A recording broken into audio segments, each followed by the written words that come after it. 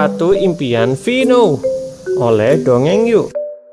Di sebuah desa kecil di pedalaman Indonesia, hiduplah seorang bocah lelaki bernama Vino. Vino berusia 10 tahun dan bersekolah di SD negeri yang terletak di ujung desa. Setiap hari, ia berjalan kaki ke sekolah dengan sepatu yang sudah usang dan bolong di bagian solnya. Sepatu itu adalah peninggalan kakaknya yang sudah tidak muat lagi. Meski begitu, Vino tetap bersemangat pergi ke sekolah karena ia sangat menyukai belajar, terutama pelajaran matematika. Vino tinggal bersama ibunya, seorang penjual kue keliling. Kehidupan mereka serba kekurangan, tetapi Vino selalu membantu ibunya setelah pulang sekolah. Ia bangun pagi-pagi sekali untuk membantu ibu membuat kue, lalu mengantarnya ke sekolah untuk dijual saat istirahat. Meski lelah, Vino tidak pernah mengeluh. Ia tahu betapa beratnya perjuangan ibunya untuk membiayai hidup mereka. Suatu hari saat sedang istirahat di sekolah, Vino melihat teman-temannya memamerkan sepatu baru mereka. Ada yang berwarna merah, biru, dan bahkan ada yang bersinar saat terkena cahaya. Vino memandangi sepatunya sendiri yang sudah compang-camping. Ia pun berharap suatu hari nanti bisa memiliki sepatu baru seperti teman-temannya. "Ibu, kapan aku bisa punya sepatu baru?" tanya Vino suatu malam saat mereka sedang duduk di teras rumah.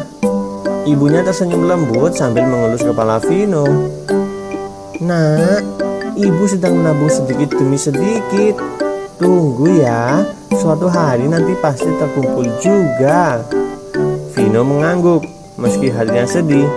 Ia tahu uang yang mereka miliki hanya cukup untuk makan sehari-hari, tapi ia tidak ingin menyusahkan ibunya lebih dari ini. Keesokan harinya, saat membantu ibunya berjualan kue di sekolah, Vino melihat seorang guru baru yang sedang membawa kotak besar. Guru itu bernama Burina, seorang guru muda yang baru pindah dari kota. Burina memperhatikan Vino yang sedang sibuk membantu ibunya, terkesan dengan semangat dan kerajinan bocah itu. "Vino, kamu hebat sekali membantu ibumu seperti ini," puji Burina.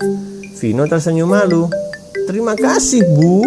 Aku hanya ingin membantu ibu." Burina memperhatikan sepatu Vino yang sudah bolong. Ia pun bertanya, "Vino, sepatumu sudah tidak nyaman dipakai ya?" Vino menunduk. "Iya, Bu, tapi tidak apa-apa. Aku masih bisa pakai ini." Burina tersenyum dan mengangguk. Ia pun pergi dengan membawa kotak besar itu.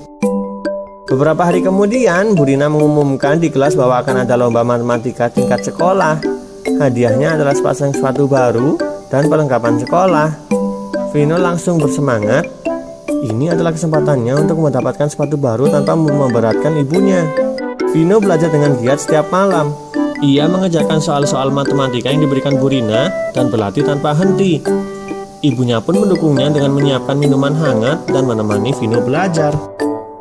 Hari lomba pun tiba. Vino merasa gugup, tetapi ia berusaha tenang. Soal-soal yang diberikan cukup sulit, tetapi Vino mengerjakannya dengan teliti. Setelah selesai, ia berdoa semoga bisa menjadi pemenang. Beberapa hari kemudian, Burina mengumumkan hasil lomba. Pemenang lomba matematika kali ini adalah Vino. Vino tidak percaya. Ia berdiri dengan gemetar dan matanya berkaca-kaca. Teman-temannya bertepuk tangan riuh. Burina memanggilnya ke depan dan memberikan hadiah sepasang sepatu baru yang indah. Sepatu itu berwarna biru, persis seperti yang ia impikan. "Selamat Vino, kamu pantas mendapatkan ini," kata Burina sambil tersenyum. Vino memeluk sepatu baru itu erat-erat. Ia langsung berlari ke rumah untuk menunjukkan hadiahnya kepada ibunya. Ibunya menangis bahagia melihat anaknya begitu bersemangat. "Terima kasih Bu Guru, terima kasih Ibu.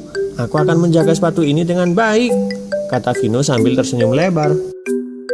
Sejak hari itu, Vino semakin rajin belajar dan membantu ibunya. Ia tahu bahwa dengan kerja keras dan tekad yang kuat, semua impian bisa terwujud. Sepatu biru itu bukan hanya sepatu baru, tapi juga simbol dari perjuangan dan harapannya. Dan di desa kecil itu, cerita tentang Vino dan sepatu impiannya pun menjadi inspirasi bagi semua anak-anak yang mendengarnya. Sekian.